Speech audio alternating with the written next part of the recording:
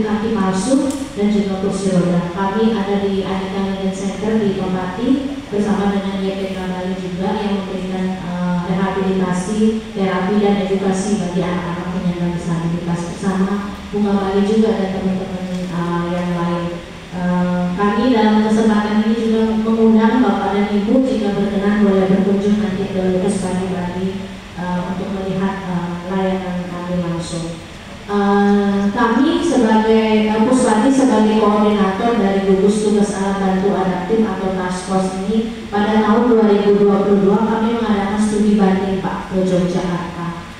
Di sana kami melihat layanan alat bantu adaptif melalui bubble jam khusus terpadu. Jadi seperti posyandunya penyandang disabilitas, ada meja-meja yang disediakan khusus untuk pemeriksaan awal dengan dokter umum, kemudian ada pemeriksaan lanjutan dengan dokter spesialis rehab medik, kemudian mitra layanan alat bantu juga membuka praktek di hari yang sama, termasuk servis kursi roda dan sebagainya. Kami sempat studi banding di sana dan kami termasuk untuk membawa praktek baik tersebut ke Provinsi Bali. Jadi sejak dari studi banding itu kami terus berupaya untuk sekiranya di Bali bisa direplikasi dengan kemampuan pendanaan maupun karakter dari kabupaten kota dan di provinsi Bali sendiri.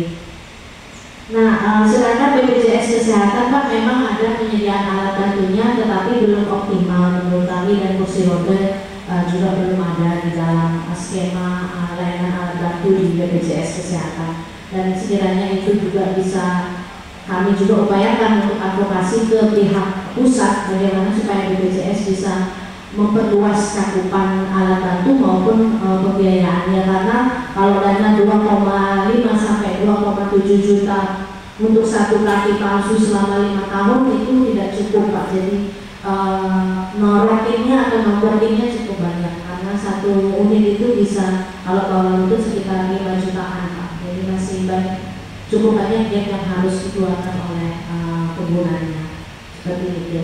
Nah, kami sempat advokasi ke beberapa organisasi perangkat daerah di provinsi dan juga kami melakukan advokasi di Kota Denpasar dan juga di Kabupaten Bandung. Kami juga menyusun Pak Ranperwali dan Ranperbuk, Ranperwali Kota Denpasar, Ranperbuk untuk Kabupaten Bandung, dan semua sudah kami serahkan juga beriringan ya Pak dengan ini tentang hal yang sama, tentang perjuangan yang sama.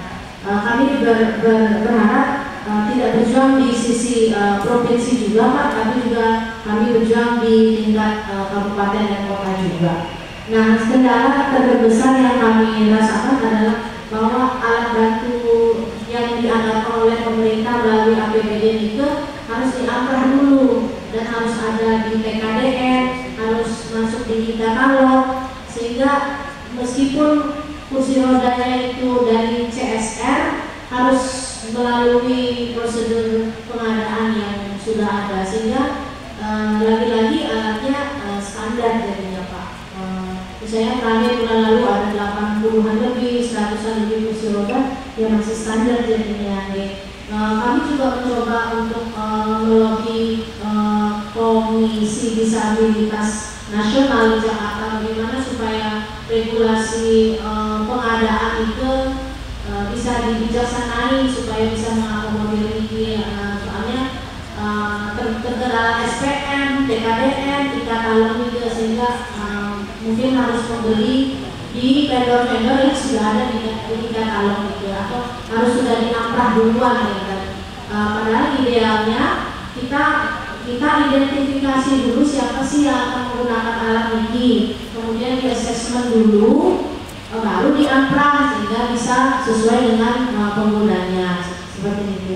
Nah, seperti di Jogja itu Pak, nanti diukur dulu, di assessment dulu kondisinya seperti apa, nanti baru disiapkan kursi rodanya. Setelah itu setelah kursi rodanya atau kaki palsunya atau alat bantu dengarnya atau tongkatnya itu disiapkan oleh mitra layanan alat bantu, baru mereka mengirimkan invoice Pak ke pemerintah.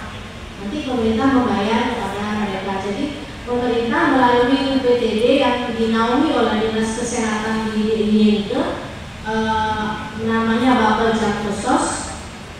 Mereka melakukan MOU dengan mitra layanan alat bantu adaptif.